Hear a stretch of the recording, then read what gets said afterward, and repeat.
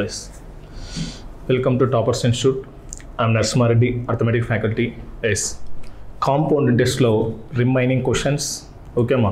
So ఈ వీడియోలో మనకి difference between simple interest and compound interest, bar వడ్డీ చక్ర వడ్డీల మధ్య భేదానికి సంబంధించిన క్వశ్చన్స్ ఎలా ఉంటాయి. సో అదేవిధంగా మనకి 2 సంవత్సరాలకు చక్ర వడ్డీ, 2 సంవత్సరాలకు బార్ వడ్డీ, 3 సంవత్సరాలకు చక్ర వడ్డీ ఇస్తే వడ్డీ రేటు ఎలా ఫైండ్ అవుట్ చేయాలా. ఓకేమా.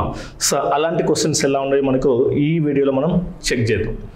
ఫస్ట్ వన్ వచ్చేసి మనకి what is the rate of interest if simple interest earned on a certain sum for the third year is 2000 rupees. Compound interest earned in 2 years is 4160.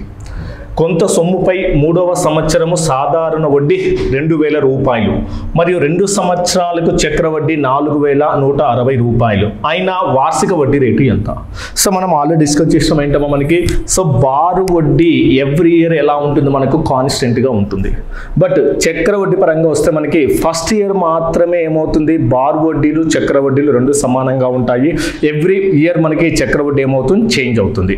ఇప్పుడు మనకి ఏమిచ్చాడమ్మా మనకి 3వ సంవత్సరము బారు వడ్డీ ఇచ్చాడు. అంటే 3వ సంవత్సరం బారు వడ్డీ 2000 రూపాయలు అయితే మొదటి సంవత్సరం కూడా బారు వడ్డీ ఎంత ఉంటుందమ్మా మనకు 2000 రూపాయలే కదా. సో ఎవ్రీ ఇయర్ ఎలా ఉంటుంది మనకు సింపుల్ ఇంట్రెస్ట్ కాన్స్టెంట్ గా ఉంటుంది.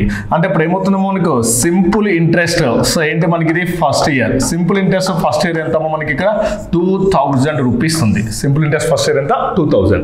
బట్ ఇప్పుడు కాంపౌండ్ ఇంట్రెస్ట్ తీసుకుంటేనా మనకి కాంపౌండ్ ఇంట్రెస్ట్ బట్ 2 సంవత్సరాలకి ఎంత ఇచ్చాడమ్మా మనకి 4160 ఇచ్చాడు కదా. బట్ ఫస్ట్ ఇయర్ మాత్రం సింపుల్ ఇంట్రెస్ట్ కాంపౌండ్ ఇంట్రెస్ట్ ఎలా ఉంటుంది, సేమ్ ఉంటుంది. అంటే అప్పుడు ఎంత వస్తుందో మనకి ఇక్కడ. సో 2000 రూపీస్ ఫస్ట్ ఇయర్ ఏమవుతుంది కాంపౌండ్ ఇంట్రెస్ట్. నెక్స్ట్ ఏం చేయాలి మనకి సెకండ్ ఇయర్ తీసుకుంటాను. మనకి సెకండ్ ఇయర్ లో ఫస్ట్ ఇయర్ మాత్రమే సెకండ్ ఇయర్ తో మనకి ఎవ్రీ ఇయర్ సింపుల్ ఇంట్రెస్ట్ ఎలా ఉంటుంది కాన్స్టెంట్. సో మొత్తం 2 సంవత్సరాలకు కాంపౌండ్ ఇంట్రెస్ట్ ఎంతమ్మా మనకి 4160. First year only compound interest ఎంత మనకి 2000. ఎలా అప్లై చేస్తాం, ఎవ్రీ ఇయర్ మనకి సింపుల్ ఇంట్రెస్ట్ ఎలా ఉంటుంది constant.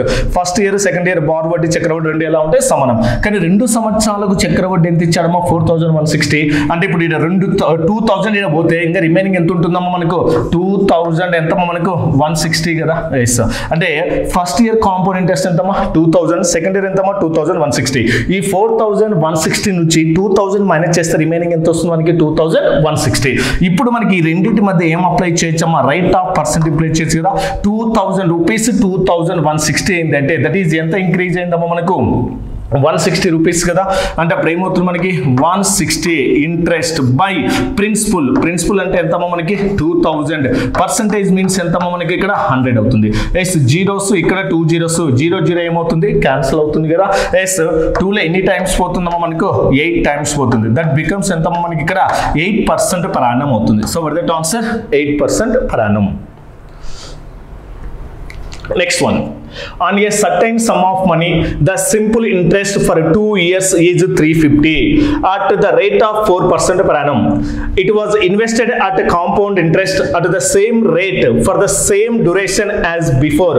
How much more interest would be earned? కొంత సొమ్ముపై 4% వార్షిక వడ్డీ రేటుతో 2 సంవత్సరములకు లభించే సాధారణ వడ్డీ 350 రూపాయలు. దానిని చక్ర వడ్డీకి అంతే సమయానికి అదే వడ్డీ రేటుతో ఇచ్చి ఉంటే ఎంత వడ్డీ అదనంగా లభించి ఉండేది. ఓకేమా, ఎంత వడ్డీ మనకు అదనంగా లభించి ఉండేది.